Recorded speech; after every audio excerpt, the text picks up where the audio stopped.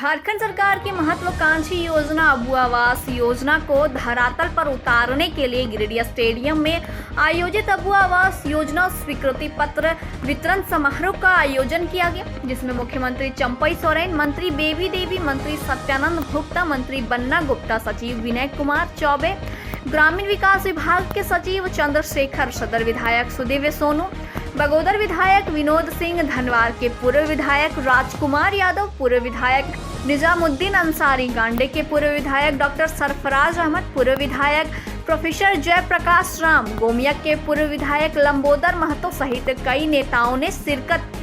मौके पर पारंपरिक तरीके से ढोल नगाड़े व संथाली नृत्य प्रस्तुत कर अतिथियों का स्वागत भी किया गया। समारोह का उद्घाटन मुख्यमंत्री चंपई सोरेन, मंत्री बेबी देवी, मंत्री सत्यानंद भोक्ता, मंत्री बन्ना गुप्ता, सदर विधायक सुदेव सोनू, बगोदर विधायक विनोद सिंह सहित अन्य अतिथियों ने संयुक्त रूप से दीप प्रज्वलित कर किया।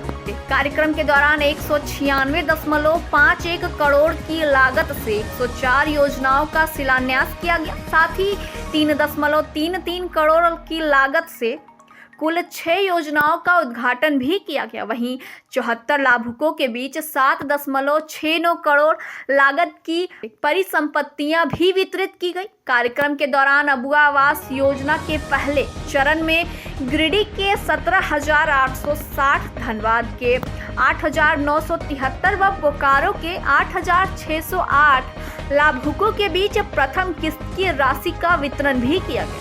इस दौरान उपायुक्त नमन प्रियेश लकड़ा ने अतिथियों का स्वागत करते हुए विस्तार से समारोह के बारे में जानकारी दी।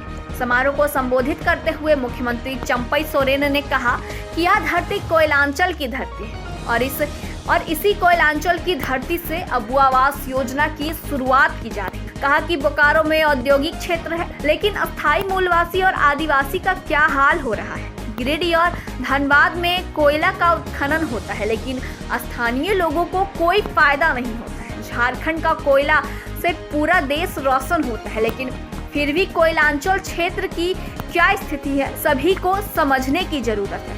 आज भी झारखंड के मूलवासी विस्थापित का दंश झेल रहा है, जबकि इसी कोयलांचल के गिरिडीह, धनबाद व बोकारो से झारखंड आंदोलन का बिगुल फूंका जाता था। और जब झारखंड राज्य अलग हुआ तो मूलवासी व आदिवासी की स्थिति खराब है। कहा कि ये जनाधर हेमंत बाबू के नेतृत्व में 5 साल के लिए मिला था, लेकिन पार्ट 2 के रूप में हमें आना पड़ा। कहा कि हमारी सरकार पार्ट 2 सरकार के रूप में काम करते हुए हेमंत सोरेन के सपनों को साकार करने का कार्य करेगी। मुख्यमंत्री ने 3 माह बाद 9 लाख अबू आवास देने की घोषणा। कहा कि पहले था इंदिरा आवास, फिर आया प्रधानमंत्री आवास, जिसका भाजपा के द्वारा खूब ढिंढोरा पीटा गया। झारखंड में 8 लाख आवास की सूची तैयार थी। वर्ष 2022 तक आवास देने की भी घोषणा की गई, लेकिन केंद्र सरकार ने फंड ही नहीं दी। इसे देखते हुए हेमंत सोरेन के द्वारा अबू आवास देने की घोषणा की गई। आपकी योजना, आपकी सरकार, आपके द्वारा कार्यक्रम के तहत 35 लाख आवेदन आया, जिसमें 20 लाख सूची को स्वीकृत किया गया। कहा कि आने वाले 3 महीनों के बाद 9 लाख अबू आवास एक साथ दिया जाएगा। कहा कि अबू आवास तो एक शुरुआत है। झारखंड के मूलवासी व आदिवासी के लिए कई अन्य योजनाएं धरातल पर उतारी जाएंगी। इस दौरान उन्होंने कहा कि अब 60 साल की वृद्धों नहीं बल्कि 50 वर्ष की उम्र के लोगों को भी पेंशन योजना का लाभ दिया जाएगा। छात्रों के लिए सभी तरह की सुविधाएं दी जाएगी। हमारी सरकार मजदूरों के घरों में दिया जलाने का काम भी कर रही है। झारखंड को लगातार अस्थिर करने का काम कर रही है केंद्र सरकार। मंत्री बन्ना गुप्ता ने कहा कि मुख्यमंत्री हेमंत सोरेन के नेतृत्व में 5 साल में पूर्ण बहुमत की सरकार झारखंड की जनता ने बनाया था, लेकिन 4 साल में ही भाजपा की केंद्र सरकार ने झारखंड में हलचल मचाकर राष्ट्रपति शासन लागू करने की कोशिश भी की।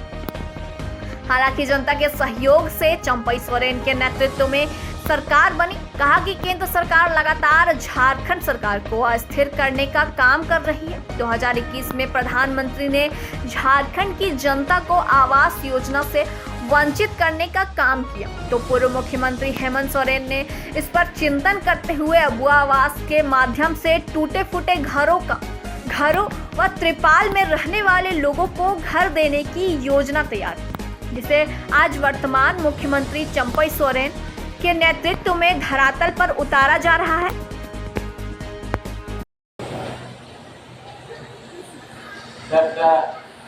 पूर्व विधायक डॉक्टर सरफराज अहमद जी और पूर्व विधायक प्रधान सचिव बिनारी चौबे जी,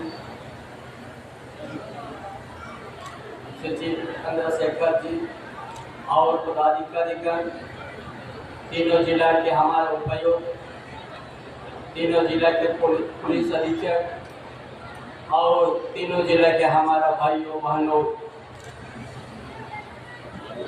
हमारा सभी पत्रकार साथी, सभी को हमारे ओर से जोहार। आज हम अबुआ आवास ऐसा धरती में हम लोग चर्चा करते हैं। ये धरती एक कोयलांचल क्षेत्र है और कोयलांचल क्षेत्र का क्या स्थिति है,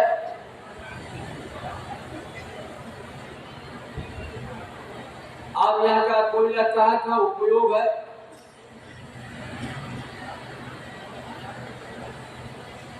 ये सब हम लोग कहीं ना कहीं से हम लोग को समझने का हम लोग को मौका मिला।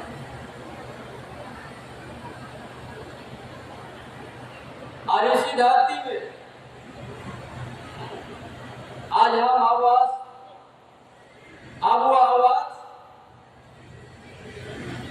35,000 लाभुकों से हमने शुरुआत करना।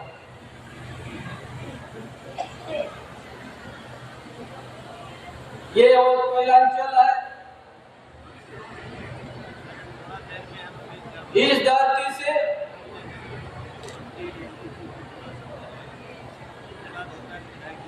ये बोकारो जिले में बहुत बड़ा स्टील प्लांट है, लेकिन आज इस झारखंड धरती के आदिवासी मूलवासी उनका आर्थिक स्थिति क्या हो गया है, शिक्षानिक व्यवस्था क्या है, सामाजिक व्यवस्था उनको कितना कमजोर किया गया है। वही चीज हमारे युवा सम्राट पूर्व मुख्यमंत्री हेमंत सोरेन ने देखा कि झारखंड का यहाँ का जो बुनियादी समस्या है, इसी धरती से कोयला है, इसी झारखंड के धरती से सोना भी है, यूरेनियम भी है, तांबा भी है और लोहा का पत्थर भी। लेकिन झारखंड के आदमी के साथ व्यवस्था कभी साथ नहीं दिया। कोई विस्थापित का झेल रहा है, कोई कोयलांचल से उनका गांव उद्वास्तु हुआ और छोटे मोटे घर में रहना शुरू कर दिया, मजबूर हो गया। इसलिए ये सोचा, पहले हम लोग सुनते थे इंदिरा आवास, उसके बाद प्रधानमंत्री आवास। प्रधानमंत्री का आवास बहुत ढीलों पीट गया भाजपा वालों ने। ये कहता था 2022 तो पूरा देश में हम सबको पक्का मकान दे देंगे। लेकिन भाइयों बहनों, क्या क्या झारखंड के साथ कौन सा गलती किया है? 8 लाख सूची में था प्रधानमंत्री आवास में। हमारा हेमंत बाबू ने कई बार पत्राचार किया कि हमको पैसा दीजिए, वो भी 1,30,000 में 80,000 उनको देना था, लेकिन नहीं दिया केंद्र सरकार।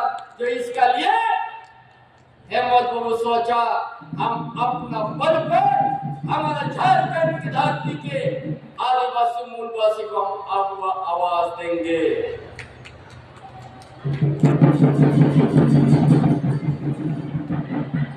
नहीं दिया। जिस धरती से कोयला अंचल से पूरा देश उजाला है, सबसे ज्यादा गुजरात, महाराष्ट्र, बम्बई, दिल्ली, यहाँ का कोयला उपयोग किया। इसे आपको आवाज करना पड़ा।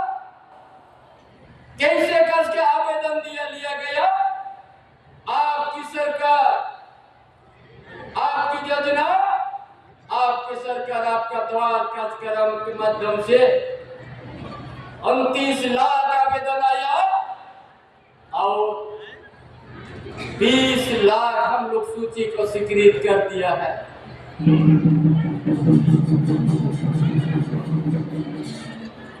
और इसमें हमारा पूर्व वक्ता ने कहा गिरिडीह का लखपुरिया विधायक यह 4 लाख किया जाए। आज इस मंच से हम आप लोगों के बीच में कहना चाहते हैं, 3 महीने के बाद 9 लाख आपको आवासीय एक साथ दिया जाएगा।